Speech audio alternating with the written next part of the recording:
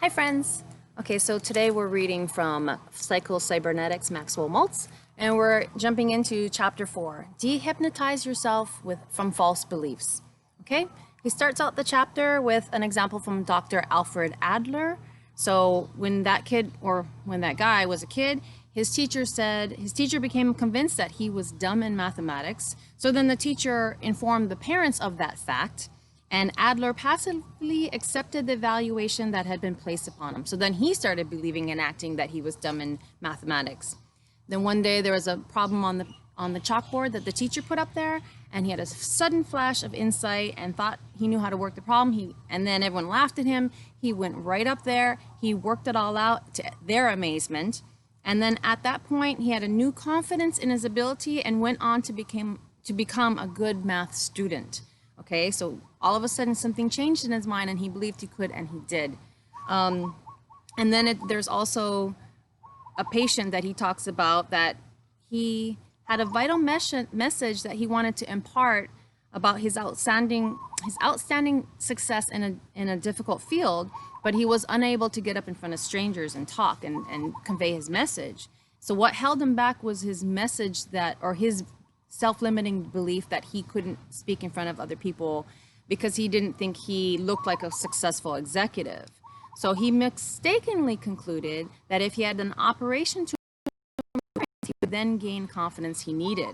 So that was false, but the solution actually was, in the man's case, was that when he became convinced that his negative belief was preventing him from delivering the vital information that he had, then he succeeded in replacing that negative belief with a positive belief that he had a message of extreme importance that he could deliver, so he alone could deliver, and no matter what he looked like. Like, it was that important that he would get it through to the audience, and that was the only change in his belief about his self-image. So the reason he's making these points is, okay, so hypnotized by a false belief about himself, not figuratively, but literally and actually hypnotized. So then remember in the last chapter, he says power of hypnosis is the power of belief. So then he says, let me repeat here, Dr. Barber's explanation of the power of hypnosis. We found that hypnotic subjects were able to do surprising things only when convinced that the hypnotist's words are true statements. When the hypnotist has guided the subject to a point where he is convinced that the hypnotist's words are true statements, the subject then behaves differently because he thinks and believes differently. So that was key from the last chapter.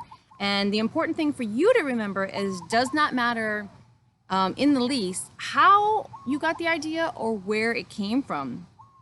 You may not have gotten it from a hypnotist, which most of us didn't, but we have these beliefs in our head. So he says it doesn't matter how or where it came from. He says, but if you have accepted an idea from yourself, from your teachers, your parents, your friends, advertisements like marketing, TV, or from any other source, and further, if you are firmly convinced that the idea is true, it has the same power over you as a hypnotist's words over the hypnotized subject. Okay, he's basically saying, doesn't matter where the idea came from, it has power over you until you identify it. Okay, so then he's talking about chapter 1, Prescott Leckie. Remember how he had students, and once he's worked on their self-image that they weren't dumb and they weren't stupid in their grades were climbing, their grades would always increase. And in almost every case, due to some degree of the student's self-conception and self-definition, these students had been literally hypnotized with such beliefs as, I am dumb, I have a weak personality, I am poor in arithmetic, I am a naturally poor speller, I am ugly, I do not have a mechanical type of mind, and they kept telling themselves all these things and they believed them. So the student had to make poor grades in order to be true to himself. In order to act the way that they're thinking, they had to be true to themselves and get good, poor grades. So unconsciously, making poor grades became a moral issue with them. Just like if you think you're a good person, you're not going to steal. An honest person wouldn't steal. Okay, so cases of hypnotized salesmen. So there's Secrets of Successful Selling. It's a book by John D. Murphy, and he tells how Elmer Wheeler used Lecky's theory. And so basically there's a salesman, and no matter what, every year he only makes $5,000 of commission. So whether they put him in a poor territory or a super rich territory or whatever territory they put him in, he would only max out at $5,000. Like he'd work like crazy when he was in a poor territory and make 5,000. When he was in a rich territory, he would only make 5,000, and he'd come up with all these procrastination techniques as to why he wasn't gonna go and get more. When they would raise the bonuses and the commissions, he just wouldn't. And the last one was he got sick all the way till the end of the year, but miraculously at like New Year's, after, you know, the $5,000 and they reset the clock, then all of a sudden he was healthy again. So he physically stopped his body from being able to work. And so Wheeler had a talk with the salesman and found that the trouble was not in the territory, but in the salesman's own valuation of himself. He thought of himself as a $5,000 per year man. And as long as he held that concept in himself, or concept of himself, outside conditions didn't seem to much matter. So he was going to be true to the beliefs that he held. Okay, so then now he talks about his own book. So Maxwell Maltz wrote another book, and it's called Adventures in Staying Young. And so basically he has a case study, this guy named, he'll call him Mr. Russell. So 20 years overnight, he just aged because he had a false belief about himself. And then after that false belief was broken, he completely unaged back to his normal age. So basically, he had a girlfriend. So he came from money, right? He had money, and he had a girlfriend who told him that her only objection, so she didn't object to him spending money on her, but she insisted that she loved him, but she could never marry him because his lower lip was too big. Okay, so then he said, okay, fine, I'll make your lower lip smaller. Like, I'll do it. It's whatever, but under the condition that you tell your girlfriend that you spent all of your money, like all of your fortune, on the surgery. And so he did. And then he was amazed because he was thinking, oh, she's going to marry me now. And the doctor, Maxwell Maltz, he expected this, but the poor guy, Mr. Russell, didn't. So basically she became hysterically angry, called him a fool, you know, just totally said, I never loved you. And I was merely playing him for a sucker as long as he had money to spend on her. Okay. But then she went a step further, and she said she placed a voodoo curse on him. So both Mr. Russell and his girlfriend had been born on an island in the West Indies where voodoo was practiced by ignorant and superstitious people. Okay, so even though he was educated and came from well-to-do family, it's part of his culture. It's something that he had in his awareness, right? This voodoo culture. So basically, because she said she put a voodoo curse on him, then all of a sudden he started looking for signs of this curse. And then he felt a strange, small, hard bump on the inside of his lip. Now remember, his lower lip had a surgery, right? Because he made it a little bit smaller. And then, so then his friend said, oh, go see Dr. Smith, some other guy. And then he said the bump on the inside of his mouth was just as he had feared. It was the African bug. Okay, so the African bug is basically, it eats away at all the vitality and strength. So then he starts looking for even more proof of this, and he starts finding it to the point where after a couple of weeks, so the guy is totally healed. He was released from Maxwell Maltz, right, for the lip surgery. He's totally released, and he comes back a few weeks later, and he literally looks 20 years older. His hands shook with the tremor of age. His eyes and cheeks were sunken in. He had lost maybe like 30 pounds. Maybe I need that. I don't know. The changes in his appearance were all characteristics of the process which medical science, for want of a better name, calls aging. So the guy like super aged 20 years. So then he's like talking to the guys. He finds out about the voodoo curse and what the guy is believing is this bug, an African bug in his mouth, and that's eating up all his vitality. And he says, okay, look, it's just scar tissue. I'm going to remove it within 30 minutes. I'm going to prove to you facts. It's just the scar tissue. It is not the African bug, and you are fine, right? So he changes his mind. He changes his belief, does a little thing, takes out the surgery or the scar tissue, shows it to him, shows him some facts. And then the important thing is he saw the truth. So Mr. Russell saw the truth and believed it. Remember, believing is key here, and feeling is key here. So he gave a sigh of relief. and it seems as if there was almost an immediate change in his posture and expression. Okay, and then a couple weeks later, he sends him a nice note and a picture of him. He went home, he married his childhood sweetheart, and the truth had not only set him free and restored his confidence, but had actually reversed the aging process. So then he went back to this young vitality guy. Like when he describes him, he's like 6'4", athletic build, really healthy looking guy. So, and then the power of belief or that of an idea accepted as true from any source can be every bit as powerful as hypnosis. Okay, now, so be careful who you hang out with and be careful who you listen, and don't speak mean to yourself. Like, don't say, oh, I'm dumb, I'm stupid, because you're listening and you're going to hear that. So don't do that. And don't hang around with people who are not nice to you. Okay. It is no exaggeration to say that every human being is hypnotized to some extent, either by ideas he has uncritically accepted from others, or ideas he has repeated to himself or convinced himself are true. These negative ideas have exactly the same effect upon our behavior as negative ideas implanted by a hypnotist, okay? So a simple phenomena which results from the hypnotist's suggestions. So then he goes on and says, like a football player, the hypnotist said, you can't lift your hand from the table, and he couldn't, no matter how hard he tried, and obviously he was strong.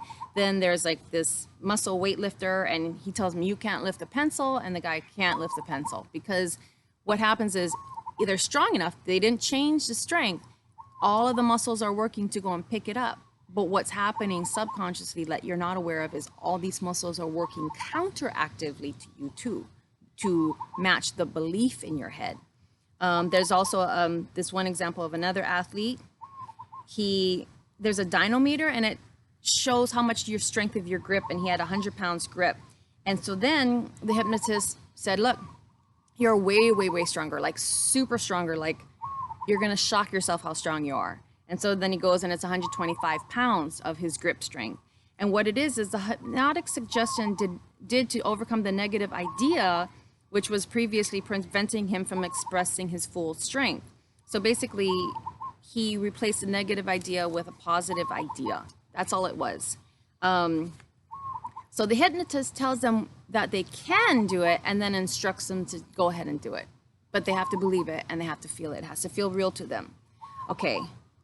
And the reason why this happens is because of their own negative beliefs without realizing that they have hypnotized themselves into believing they could not do these things.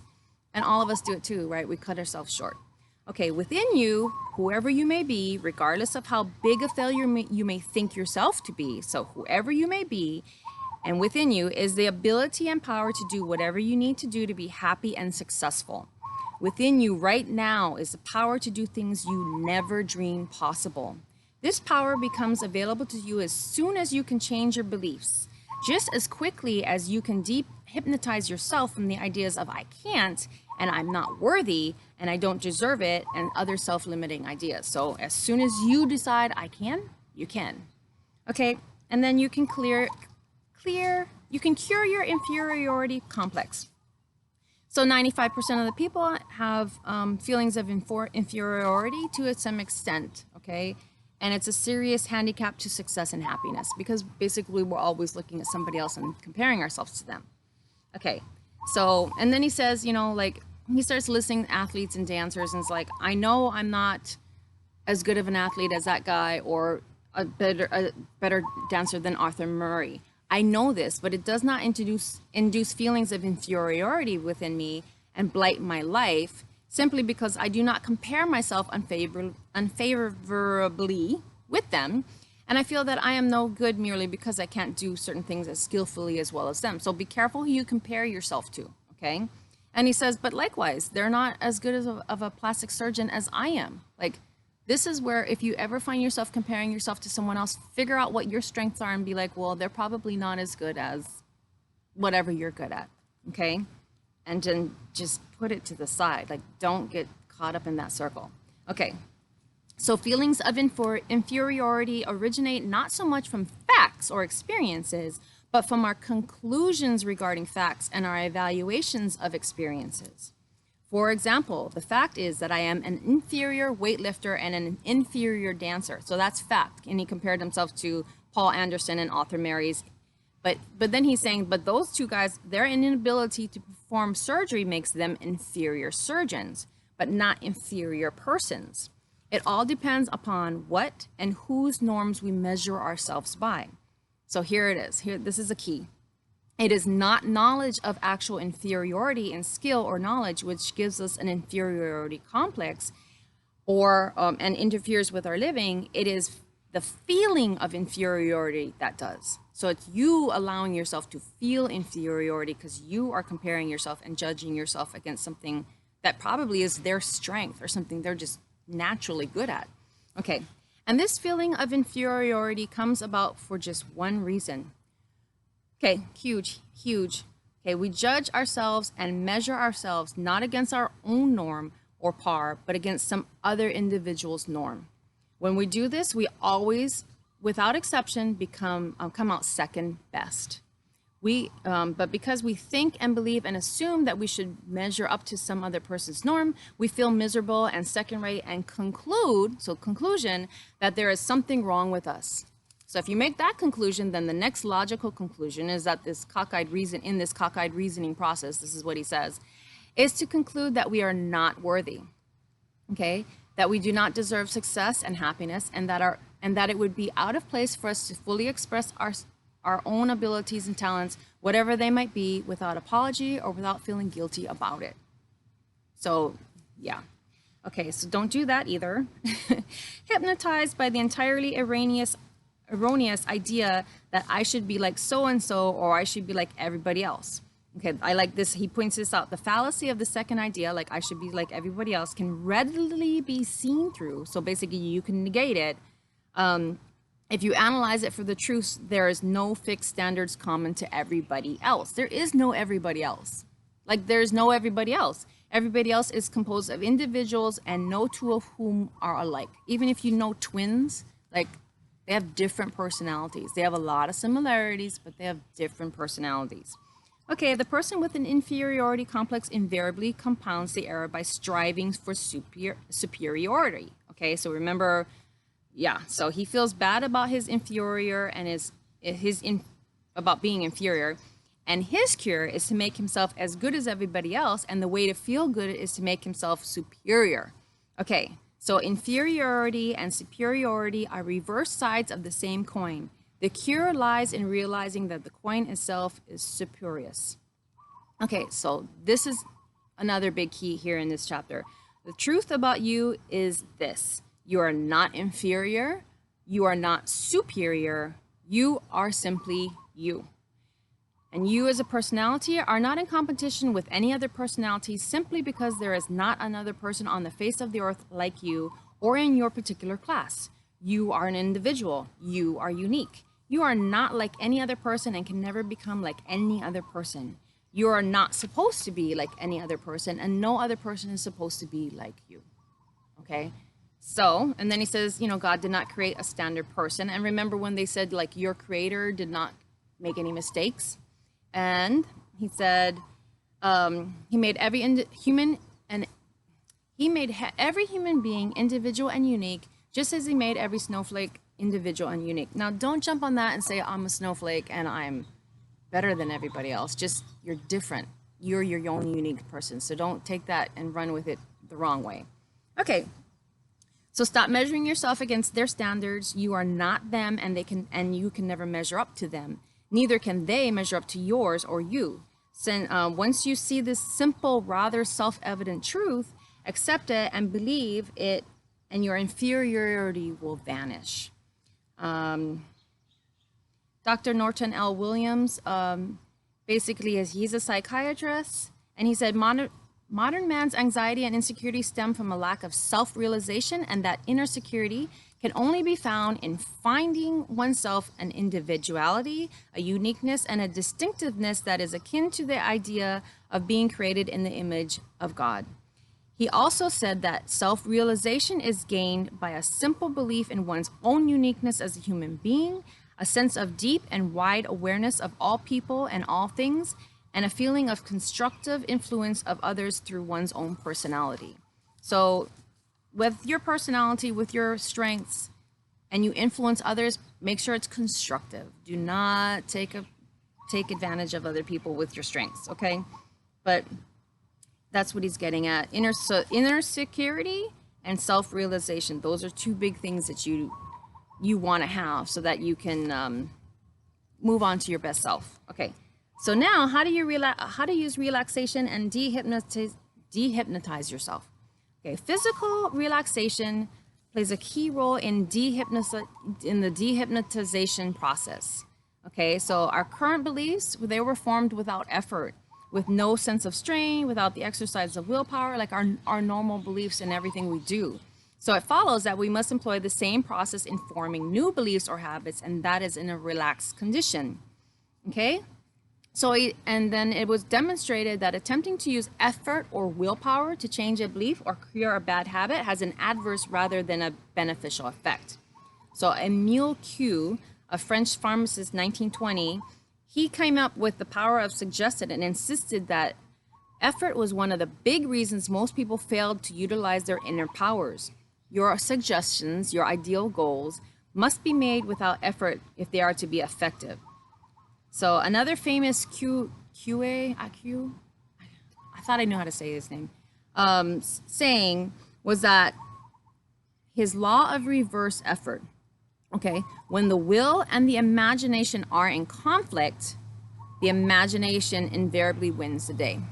So if I'm imagining that I'm fat, it doesn't matter what my will is going to do. My will can go on a diet, it can exercise, it can hire a physical trainer. My will can do all kinds of great stuff and I can get great results, but ultimately I'm going to fall back to being fat because that's the imagination, that's where my belief is. So you really want to have both things taken care of. Like obviously you're going to need to get off the couch and go exercise and choose healthier food, but if you don't have that imagination where you say, I am fit, I am lean, I'm healthy, I'm strong, I'm vivacious, you know, like if you don't have that belief and you don't start working on that, you're gonna slip back into whatever your true beliefs are.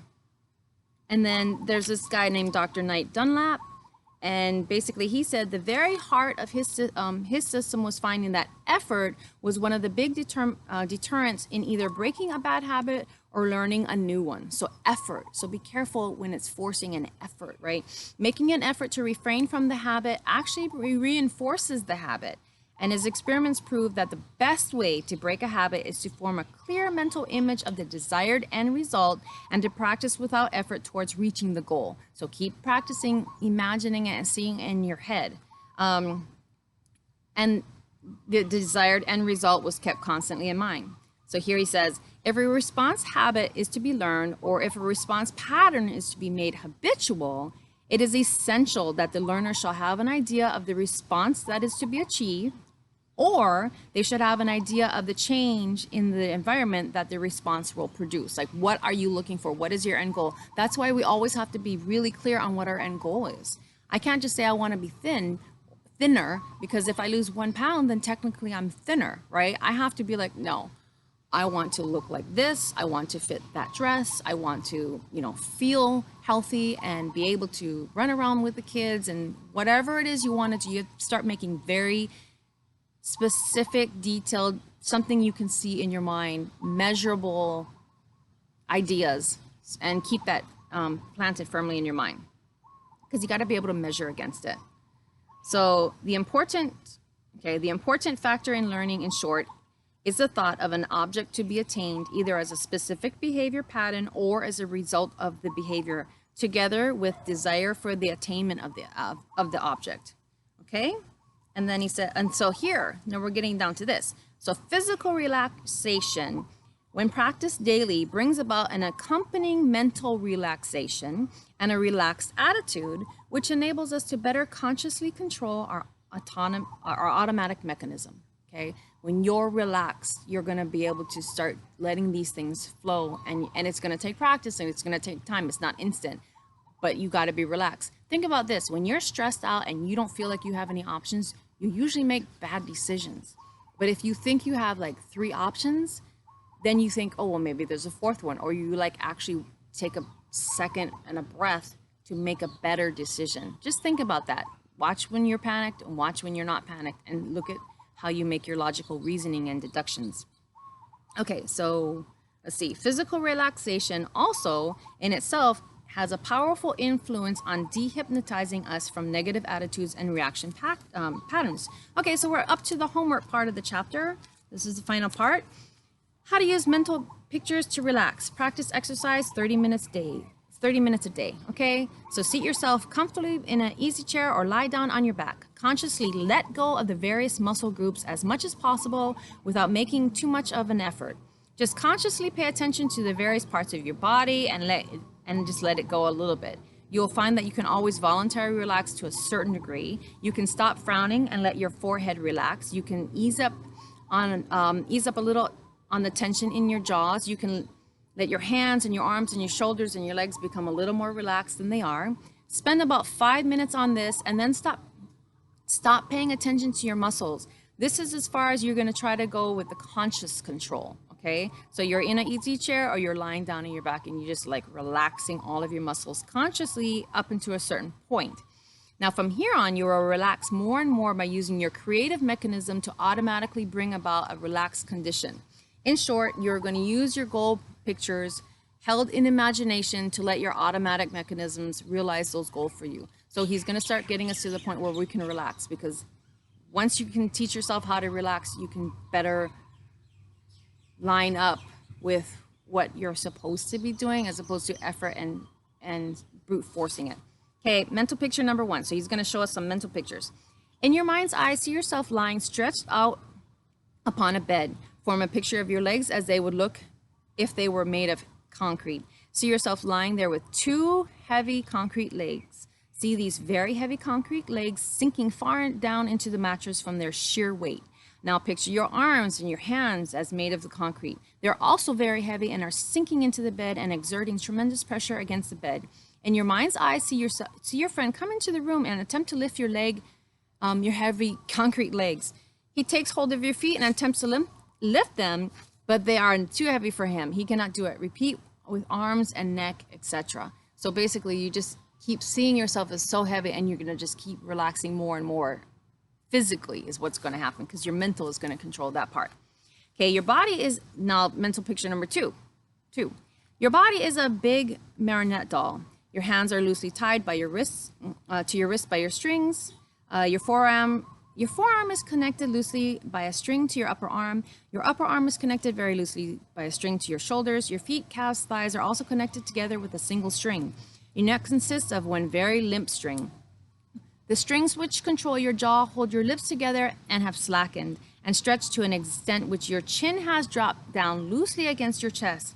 With all the various strings which connect the various parts of your body are loose and limp, and your body is just sprawled out loosely across the bed. Okay, so that's going to work for other people. Sometimes, some people the concrete example, some people the marionette, and all the strings just being relaxed. Okay, mental picture number 3. Your body consists of a series of inflated rubber balloons. 2 valves have opened in your feet, and the air begins to escape from your legs. Your legs begin to collapse and continue until they consist only of deflated rubber tubes lying flat against the bed. Next, a valve is opened in your chest and the air begins to escape. Your entire trunk begins to collapse limply against the bed. Continue with the arms, head, and neck. So some people are just going to lose air. That's going to be the image that works for them. Mental picture number 4. Many people will find this most relaxing of all. Just go back in memory to some relaxing and pleasant scene from your past. There is always some time in everyone's life when he feels relaxed, at ease, and at peace with the world. Pick out your own relaxing picture from your past and call up detailed memory images. Detailed memory images. That is something we're going to keep hearing over and over. Yours may be a peaceful scene at a mountain lake where you went fishing. If so, pay particular attention to the little incidental things in the environment, okay? Incidental things, details, pay attention, make those up in your mind. Okay, remember the quiet ripples on the water? What sounds were present? Did you, she's home. Did you hear the quiet rustling of the leaves? Maybe you remember sitting perfectly relaxed and somewhat drowsy before an open fireplace long ago. Like that's a different image, right? That's a fireplace image. Did the logs crackle and spark? What other sights and sounds were present? Maybe you chose to remember relaxing in the sun on a beach. How did the sand feel against your body? Could you feel the warm, relaxing sun touching your body almost as a physical thing? Was there a breeze blowing? Were the seagulls on the beach? And more of these incidental details you can remember and picture to yourself, the more successful you will be. So everything we start working on, you got to add more color and more texture and more depth to your picture to the point where it's real. That's going to be the biggest key, basically. Okay, so daily practice. It will bring these mental pictures or memories clearer and clearer. The effect of learning will also be cumulative. So this isn't going to happen overnight, but you got to keep doing it. Practice will strengthen the tie-in between mental image and physical sensation. You will become more and more proficient in relaxation, and this in itself will be remembered in future practice sessions. So basically, he's going to get us to the point, kind of like meditation, right? But he's going to get us to the point where we can relax. Because once you can relax, then you can give yourself a new mental belief. That's what we're getting. That's what we're working towards. So everyone have a wonderful day and do something today that your future self will be thankful you did.